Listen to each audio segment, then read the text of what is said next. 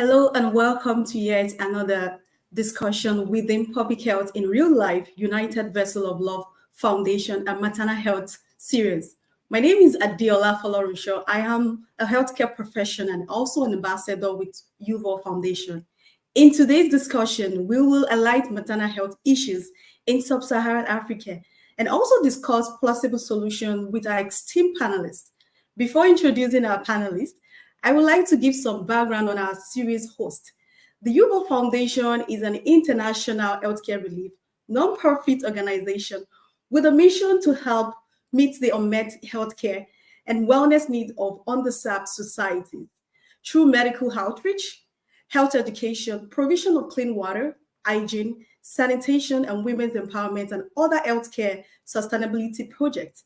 While the Public Health in Real Life is a public health platform with an aim to educate people, celebrate unsung heroes, and inspire the next generation of global public health professionals and leaders. Welcome to today's Maternal Health series. While I'm doing that, we have some wonderful panelists here. And to start with will be Ms. Tembe. Welcome, Ms. Tempe. It's so good to have you here today. So let me just introduce her. She is originally from Zimbabwe. She's trained as a midwife in the United Kingdom, and she has over 20 years of experience in global health development. Ms. Temple is currently the Senior Technical Advisor for Reproductive, Maternal, Child Health, and Family Planning in Washington, D.C., United States. She holds multiple portfolios. She has extensive experience in health policies, program planning, and community health development with women and decision makers in more than 8 African countries. She's passionate about maternal infant health issues. Welcome, Ms. Tembe. Thank you. Thank you for having me. Yes. And while we're waiting for all the other panelists, I just have some questions that we would really love you to address. But before then, we know that maternal health has been a maternal health issue, as it's a lot of problem and it's a lot of global health concern. In 2020, almost 800 women died every day from preventable causes related to pregnancy and childbirth. And 70% of these maternal deaths were from women from Sub-Saharan Africa, which even make the Sub-Saharan Africa, 20 farther away from the 2020 Sustainable Development Goals. We were just 7 years from this goals. What would be, you've traveled to different African countries and you have tons of years of experience when it comes to maternal health issues.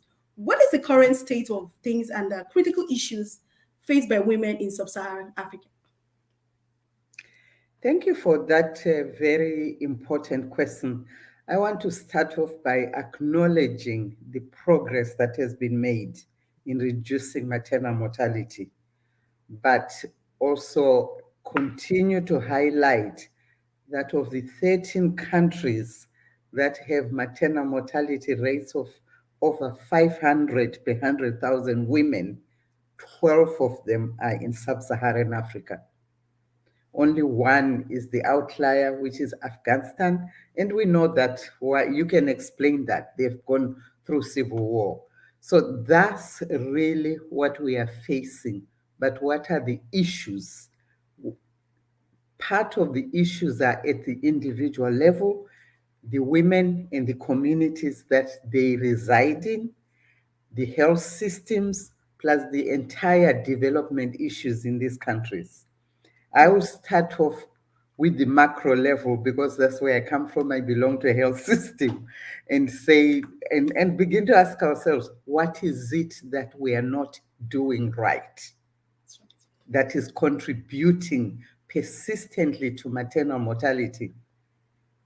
There are a number of things I think that we are not doing right. Our health systems are still a major challenge. Maternal mortality is driven by the age, by the way the woman is living, by her level of education, by her socioeconomic status, So it's not in her access to basic information about her reproductive health, access to health services, and not just health services, access to quality health services. Sub-Saharan Africa still has a lot of women that do not attend antenatal care. WHO recommends 8 visits in a pregnancy, and we have about 59% of the women that either make 1 visit or 2 if we are lucky. 4 is usually the standard that we have held on to, and yet very few women make those antenatal visits where interventions or early warning signs of which way that pregnancy is likely to go can be identified and diagnosed. We also have, from the woman's perspective, her own autonomy, her own agency to be able to make a decision that she would like to attend antenatal care, to be able to make a decision about where she would have the baby, where she would deliver. She doesn't have that decision-making power. She relies on the husband, on the mother-in-law for both the decision and the resources to be able to seek both information and services. So it's an entire dynamic of things that interplay, that are very integrated, that ultimately decide whether the woman emerges out of her 9 months and a birth alive or dead. In addition, I think I also want to point out that for every woman, for every death, 1 in 3 of those women, if they don't die, they have chronic morbidities. They have morbidities that affect their lives, from minor morbidities and minor being like blood pressure, because we can manage that, to morbidities that are life-changing, like fistula. So I will end there. As we go into the discussion, some of these things will emerge, but we need equitable health services. Yeah, thank you so much. It seems there's a lot of things to unpack when it comes to maternal issues. The next question will be that while you've identified some of these contributing factors, we believe the impact of social determinants of health and how it significantly contributes to overall quality of life of maternal health. What are those correlations between social determinants of health and maternal health morbidity or mortality?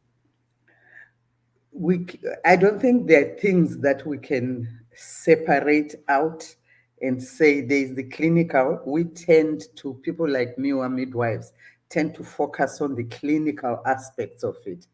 But there is a lot that interplays in as much as the social, economic factors that ultimately affect women, that ultimately contribute to maternal mortality.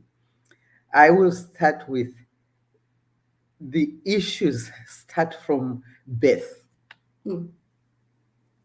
Where a child is born, whether they are born a boy or a girl, in a lot of communities, whether they have access to good nutrition, to preventive health in their early childhood, contribute to maternal mortality. We know that when they have chronic anemia, they're exposed to diseases like malaria. When they eventually fall pregnant, that pregnancy is at odd. We also know that the education of the girl child is very, very critical in as much as maternal mortality or their reproductive health is concerned. There's evidence that the longer you keep girls in school, the higher the chances are that they will not be married until possibly after school. They will not have childbearing. Whereas right now, we have a high school dropout amongst girls. We also know that the socio-economic factors, poverty being one of them. I know we tend to talk of the last mile client being rural, remote, but the last mile client also includes the women that are living in the urban slums, on the periphery, whether those are informal or formal. They don't have the means, even if they have information, to be able to access services. And in a lot of countries, services are not free. While some countries made a lot of progress to make antenatal services free or child-based services free, there are some countries where you still have to pay and pay heftily. That's one. The resources for them to be able to even go where they are free are not controlled by the women, they're controlled by somebody else who might not see the need for things like skilled birth attendant, antenatal care. So you still have that. We also know that where women, the status of women in any society and their worthiness in that society and the importance they are is very critical, is a critical social determinant on which way things are going to go. In Sub-Saharan Africa, unfortunately, whilst we have a huge percentage of girls, young girls, that get married before the age of 18 and subsequently have children, we also know that very young adolescents are being married off. In other words, there are still communities that are seeing a girl child as a commodity. A commodity that if there's drought, if there's hunger, you can marry off your young girl child. And we are seeing 10 to 14-year-olds. We are also seeing them within the maternal health sphere, and we know that they may contribute a lot to the maternal mortality that we have because their bodies are not mature enough to have children, to let alone even become pregnant when they themselves are children, they are babies. So there are a lot of factors that interplay.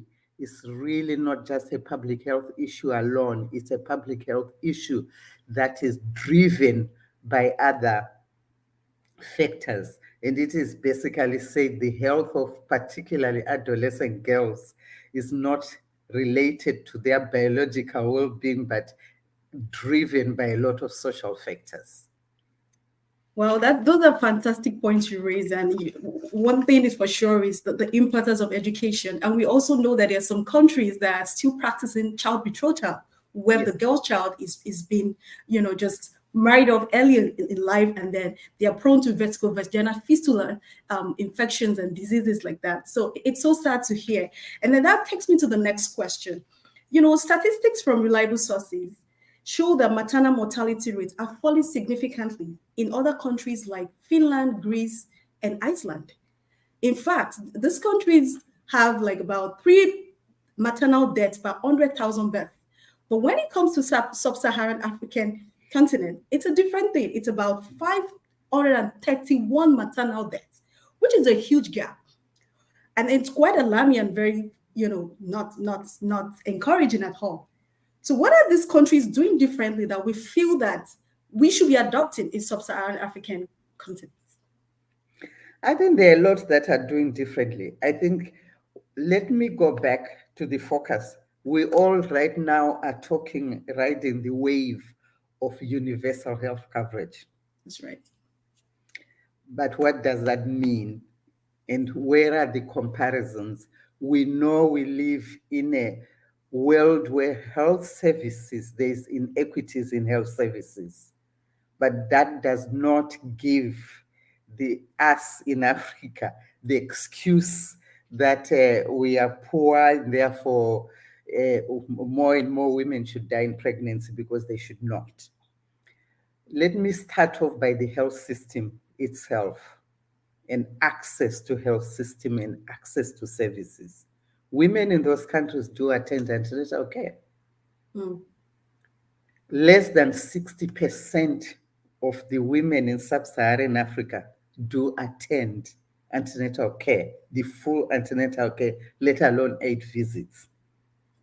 Women in those countries, about 90, over 98% attend antenatal care. They've achieved universal health coverage. They also deliver in health facilities. They have skilled birth attendant.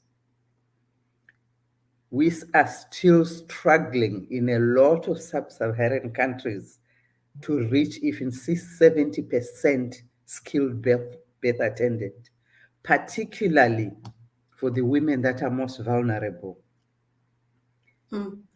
Access to health facilities is still limited because we have inequitable distribution of health facilities. Where they are there, we do not have health workers. Mm. Just to throw a statistic, in most of sub-Saharan Africa, we have a health worker to population density of about 1.5 to 1,000 people. This is professional nurses, midwives, doctors, 1.5. You flip that in the countries that you have mentioned, or they exceed the recommended 4.5 per thousand. And they do well in their training programs. We have a kind of out migration of our own health workers to these developing countries for various issues, because the health workers also need to take care of themselves. That's right. Even if we were to have health facilities, I always read that a lot of African countries have achieved a health facility within a radius of whether it's 10 kilometers or 15 kilometers. Some of those health facilities are just a room with nothing.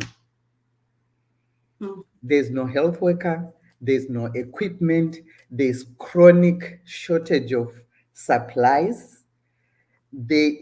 Even those communities begin the confidence and the trust in those health services, where they go and they're told, oh, today we don't have this. It erodes. It completely gets eroded. We don't have strong referral systems from the primary health care to the specialized health care. So a lot of those issues, when we are making the comparisons, we in Sub-Saharan Africa need to start putting the basics for those clients that are in remote, for those clients that really need the health services most, from building confidence, ensuring that quality services are available, respectful services are available, that health services are affordable. If not free, they're affordable. They relate to the income the family has. And that we pass on information for women to be able to have these positive health seeking behaviors, to trust that the health facility will make a difference for them. Okay. Wow. Those are very fantastic points. It seems as if we need to strengthen our primary healthcare services in sub-Saharan African continent. But you mentioned accessibility, even affordability as well. But when we come to, let's take a step back. When we look at the attitude of the women themselves in these countries, in this continent rather, what have you seen so far? Because you've been to a lot of African countries, you've dealt with women from this, continent part of the world. What are their attitude like when it comes to even them? Are they even aware of those their fundamental human health rights? What are they doing? Like, what is their behavior like? What is their attitude like towards the services? I think we have a mixture of both. Knowledge does not always translate into action, unfortunately. I think a lot of remember the women that are becoming pregnant now, they have some idea. They have some information that they need to be seen by somebody in pregnancy is for their own health. They also understand that they must turn up with that antenatal card should they go into labor and deliver. So they will make attempts to go. But as you were asking that question, in a lot of countries, if you go to an antenatal clinic, what you see is long lines of pregnant women with one midwife who is stressed out, who is overworked, who stops being kind, who really, and I'm trying to put it mildly, who can be very abusive because she's tired. She doesn't have working equipment.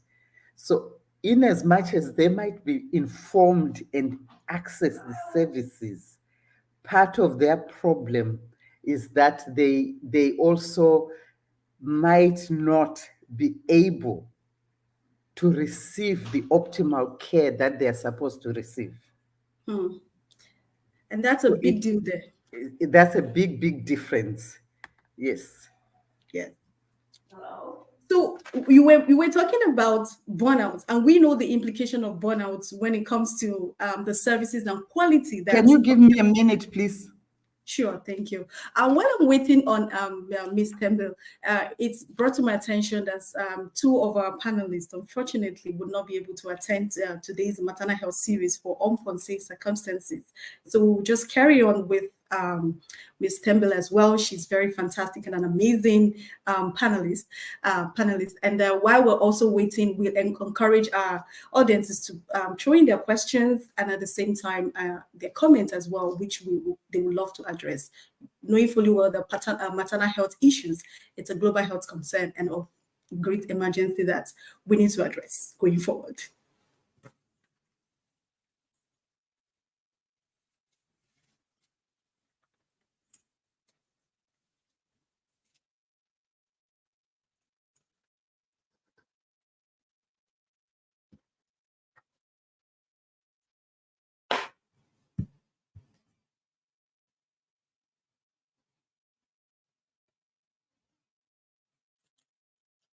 It's so good to have you back. So sorry about that. I had a slight interruption. Yeah, it's so good to have you back. Thank you. You were mentioning a series of issues that this women could be facing, and then it's so important that we know the implication of burnout when it comes to providing quality of care. You've participated in series of international healthcare maternal programs. What would you say in terms of training of healthcare professionals? Are there gaps in training? Do we have even enough resources to even train those people such that we, the healthcare providers, don't even become a victim of what we're supposed to be doing when it comes to burnout and training those people? Okay. And that's a very interesting question that you're asking. We train people. We train people based on curricula, train materials developed elsewhere.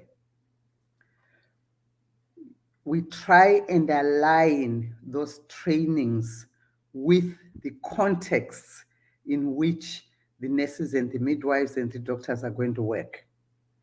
I think there's a lot of movement going towards really transforming health worker education in a lot of countries. But if you take where the training institutions are and where they practice, they are supposed to practice, they are urban, they are fairly well equipped. We really do not train people to a rural remote posting that has not even basic electricity, that does not have the basic equipment, and we expect that those same health workers will be posted to those remote facilities and be able to provide services. That's one. The second thing is that we also don't have in a lot of these countries systems Mm, for continuous upskilling of the health workers mm, to match the changes that are happening in health needs. So without that, you still have the old midwives like me practicing old midwifery, and you have the younger modern also trying their best. But the old midwife is the mentor. I'm supposed to be the mentor with my old, because there's no upskilling of those health workers. that's The right. other thing is, are we training adequate Mm, health workers to meet the emerging needs? And it's not just training. When we are training, you also have to think of retaining them in the country to be able to provide services. So there are a lot of issues of training them. And when we train them, what is the continuous professional support after that training? Because they can train graduate, but unless they are well supported, they are not going to be able to practice at the optimal level that is required to save lives, that is required to provide quality and respectful care. mm, So you training does not end at the end of 4 years and they get their diploma and everybody celebrates. It's a continuous process. People have to learn. Training has to continuously align with the needs, with the population needs in any country. And we need to train enough health workers. So we are not training enough. We really are not training enough. well, it shows that there's a need for more incentive to be able to retain these people and even step up the game when it comes to training. But you mentioned something about optimal life, to be able to achieve optimal life. And we all know that it's the era of technology and innovation. I've listened to series of your webinars, and you are a lover of innovation. The question is, to what capacity are we adopting user-friendly Yes. technology, Mhm. and how are we using that to create that innovation and to improve the maternal health services, especially people in underserved communities? There's so much we know. I always get blown by by innovations that are being tested, that work, that don't require high tech, that could just, if we could take those basics in terms of innovations and ensure that they reach everybody, Right. we can make a big difference. These small boutique researches that happen, and everybody says, yes, wow, we can do this. And it doesn't still get to those women Mm, that need those innovations most. That's one.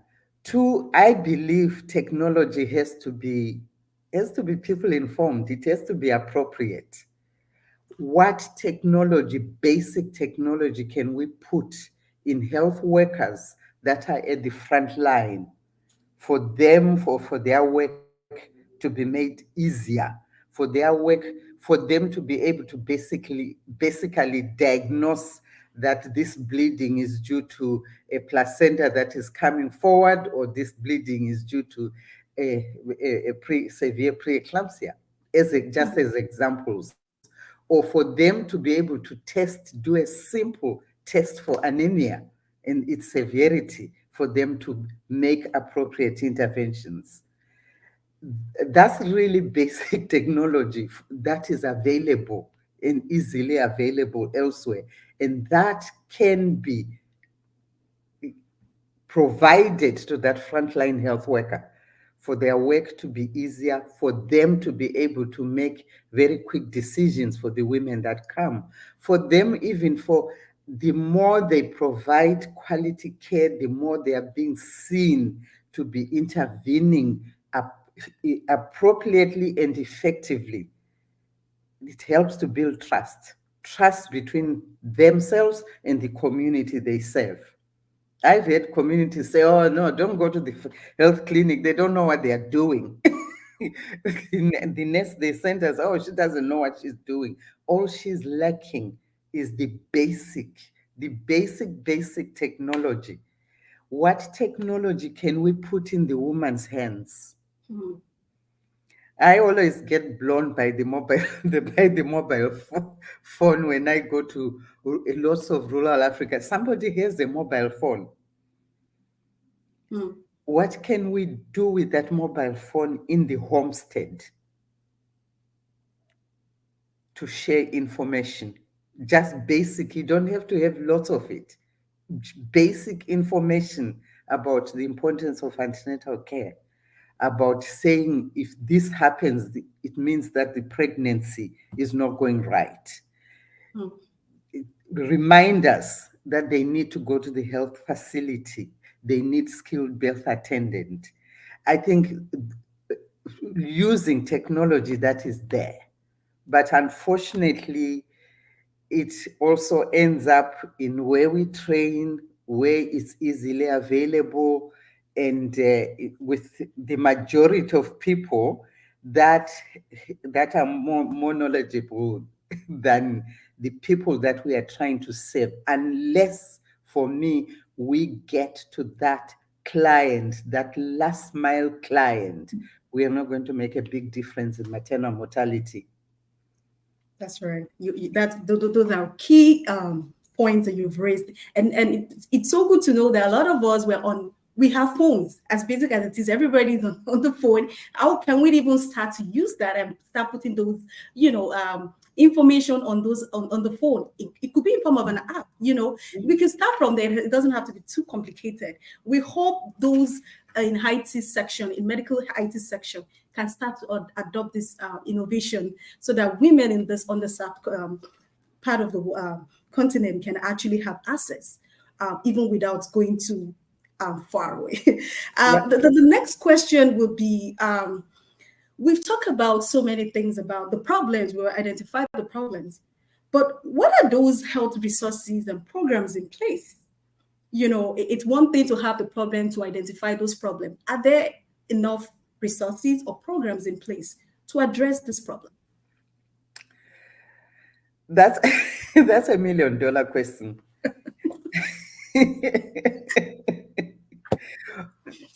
Yes, no. Yes, no. Yeah, no, in terms of health workers. We Mm, don't have enough health workers that are skilled and able to provide. We don't have enough, like, even basic transport to transport women from a lower level health facility to a higher level health facility. Like ambulances, somebody says, oh, you think every health facility should have 2 ambulances? Not really. Basic transport. That infrastructure of a lot of the health facilities that I've seen really needs to be upgraded. Some of those are minor. There are also things within mm, policies that we need to look at. Policies that will keep the young girls in school. mm, A lot of countries, for instance, have said the age of consent is 18 years, anything below, but they're having pushback. I was in a meeting where there was a pushback to say mm, lower that. And we were like, to what? mm. Why? It's because the men will then go to prison. So I said, so be it. Let them go to prison. Because this is a child. How would you react if it was your own daughter who was 15 and 16? Policies that really just restrict, policies that are enforced, that restrict early child marriage, Mm, that will look at it's not right for your 10-year-old, mm, 12-year-old to be married off. That's real. But the will in a lot of countries is there. we are seeing a lot of efforts being put, for instance, in family planning programs, in making family planning, which is a key intervention in terms of maternal health prevention. Being governments, a lot of governments made the commitment and they are putting their best effort in getting to that. The other part of my no is that we also still have inherent cultural factors that affect the maternal health outcomes that we need to address. Either address them or work within them to tease out what is possible and what is not possible than radical changes. So we need to partner. We need to partner with communities, to be very honest. We need to partner with a lot of communities. And we in the health sector need to also partner with other things. We know this we can do, but we can't stretch far unless we have those women and women's groups that advocate, that make a lot of noise, that influence changes in policies, unless we have education, the education sector, making it girl friendly in schools for girls to remain in schools, unless we work with other development agencies in the countries or the development arms to ensure that health services are well resourced. There's no doubt that we need to do things differently to be able to see the changes that we need, especially in the areas of partnership, education, and a lot more. You mentioned policymakers, and you've worked with a lot of policymakers. You are so vast in this. Even the policymakers and stakeholders seeing maternal issues as priority to address. That's one question. And the other one is when it comes to area of research, what are those further things that we need to further look into that need further research? So two questions in one. Health policymakers think this as a big issue, and at the same time, what are other further things that we need to, research on to be able to improve maternal health issues in Sub-Saharan Africa? Thank you. I think with policymakers, there are things that you see. If it's in their face and if somebody's making noise, it becomes a priority. We saw that in between the MDGs and the SDGs. When there was that focus on let's see the progress around the Millennium Development Goals, I had questions about maternal mortality and what we should be doing because there was a focus on it. But in between, maternal health issues tend to be taken in the background. There are a lot of other priorities, there are a lot of other needs that kind of camouflage it. That's one. So we need sustained spotlight. We need to continuously share the data with policymakers, really put it in their face and tell them it shouldn't be happening. This could be your own daughter. This could be your own wife. This could be your own sister. Really appeal to that personal level of them. And we can use women. There are a lot of now governments in Sub-Saharan Africa that have very good women representation in those parliaments. We need to partner with them. That's one side of it. We need that sustained spotlight on policymakers. Before we end, you will see the stampede and you will remember me when it comes to reporting the SDGs as we get to 2030, that there will be a stampede for people to do something. That's one. The other thing that is left in research for me is that there's just so much we know that we have not applied.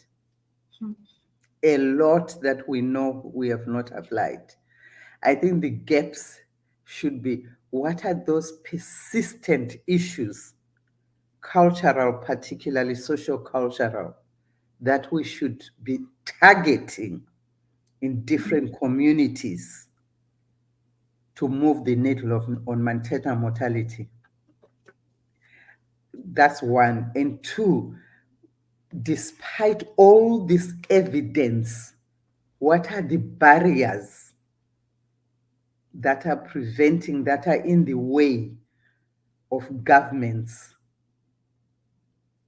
in applying the evidence that we have, or in universally for universal health coverage? I think if we can use what we have to build on research, not for us to say what are the causes of maternal mortality or the drivers or anything like that. We have a lot of evidence that we still have not used. That for me, I would appeal that we take that research a little further to understand why is research not being used? Why is the evidence that we have not being applied? What are those inherent barriers that we need to be addressing for us to be able to move the needle? Yeah, it's from what I'm hearing, from what you're echoing, that maternal health issues is everybody's business, and we need to come together as a combined force to address this problem. We do have some questions from our audience, and then we would like to ask some of those questions at this time. One of the questions is, how do we address the brain drain of medical workers from the continent? That's a huge one there. That's a good one. And there are a couple of things I think is that we need to address them internally. We can't always blame the receiving countries, the UKs, the USs, the Canadas, the Australias, for coming. Health workers are very poorly paid, in very poor conditions, some of them. Some of them are posted to where I remember in one of the countries saying to somebody, you know what, if I say to these health workers, I'll give you a job, they'll all pile in that car immediately. They'll leave these patients on the benches because the working conditions were very, very challenging. Some health workers, I've come across health workers who tell you they've not received a paycheck for months. Just what the little they're supposed to get, they've not received a paycheck for months. Wow. Some health workers are just so poorly paid that an opportunity to leave, they will leave. This debate has come up, and if you can't keep people against their will in a job that they don't like, unless you're meeting their expectations for what they'll get out of that job. It becomes a human rights issue. That's right. So they leave. I think we need to put pressure on our governments to value health workers, to value them, to pay them what they're supposed to improve their working conditions, and also create opportunities for them to advance in their professions. That's very, very important. It shows to us that it's a systemic problem, and it's not just about the policymakers or even the attitude of the people too. It's a lot of combined effort to address this problem. Another question from Rep Kerr says that this is absolutely a great discussion. Thank you very much. Can you comment also on the extent of supporting traditional midwife as a way to address the gap in medical professions in urban and rural communities? Thank you so much. I would address traditional midwives. I would put them within community health workers. It takes a lot to train somebody to be a skilled midwife. You have traditional midwives, traditional, trained, untrained. If we train them, really skill them, not only skill them, equip them, and help them to understand when a pregnancy can be out of their hands, that they should refer timely. If we do that, And if we know what the limitations are and how far they can go, they have a role to play, but they cannot and they can never substitute for a professional health worker, because the training is very different. A lot of the training for traditional midwives, 1 week, 2 weeks, 3 weeks, and we shouldn't take comfort in that. I think we should still continue to invest, deploy, and retain professional health workers in this. And the traditional midwives, there are things that they can do, but there are things that they can't do. But we seem to take comfort that if I give them 2 weeks training, 3 weeks training, they can substitute for, like somebody said, an OBGYN. They cannot. They have limitations, and those limitations, we should acknowledge them. We should continue to put pressure on our governments to invest in professional development of health workers. Yeah, and we appreciate the work done by health policymakers so far, decision makers and stakeholders so far. But it seems as there's a lot to still need to be done, and then we need to also invest in our healthcare providers as well to be able to create that supportive, enabling environment to tackle the maternal health issues in Sub-Saharan Africa. I'm very curious. You've traveled a whole lot to different countries. You've done so many international projects. What motivates you to do what you're doing right now?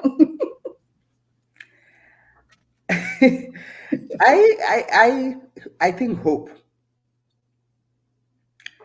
Hope that I will sit in some international forum and not be cited like, think, there goes Sub-Saharan Africa again, the west of this. I think hope that things can change. A lot of innovations are coming out of Africa. I was reading like bundling in the management of hemorrhage. I was reading innovation coming out of Nigeria. The infrastructure and everything is there. It's just that hope. We continue to have really very experienced, very grounded, very well educated health professionals that are leaders in this space. So for me, they give me hope. That's good. They really give me a lot of hope that and I always say to the midwife, one woman you save, slave that you save, is you save that entire village, you save a family, you save an entire village. So if we can save one life at a time, we'll continue to do it. And there are some fantastic health workers out there, really working in conditions that are very, very challenged, and yet every single day they will go to work. They will provide the services. And I think all those factors keep me going. That's very good. That's very good. And it's also an opportunity to also thank all our healthcare professionals too for the great work they're doing so far. We see your work and we know there's more to be done, but currently, thank you for what you're doing so far at this point. That's going to be it for this time. That's all we have. And that's all the time we have for today. And thank you to all our esteemed panel, Mr. Stempy, for coming in on board. But before I round up, also the U-VOL Foundation will be having a program today at 4 p.m. and it's going to be hosted by Elizabeth Adeyemi. She's one of the ambassador for U-VOL, and in conjunction with Cynthia Weber, which she's a director of clinical education and training. And they're going to have a conversation on maternal health series and questions around that as well. And so I implore everyone to join the section as well, which is very important. And also, we really want to thank the people that are joining today and thank you for your engagement during the question and answer section. I also want to use this opportunity to also let us know that the next month episode will focus on global maternal health campaign. Specifically, it's on the U-VOL Foundation Value Her global campaign, amongst others. So be sure to follow Public Health in real time, in real life rather, and also the United Vessel of Love Foundation. Follow us, follow what they do. These organizations are doing great things. And then we really want to thank you as the host, as the moderator for today. And I want to say goodbye. Thank you so much for everything that you are doing to throw the spotlight. We need more like this. We need younger people to be coming up and really just saying we have an issue and we can make a contribution. Thank you so much. Yeah. Thank you so much for watching. It's been a wonderful time. Thank you, and thank you. That's all we can say at this point. Thank you so much. Thank you.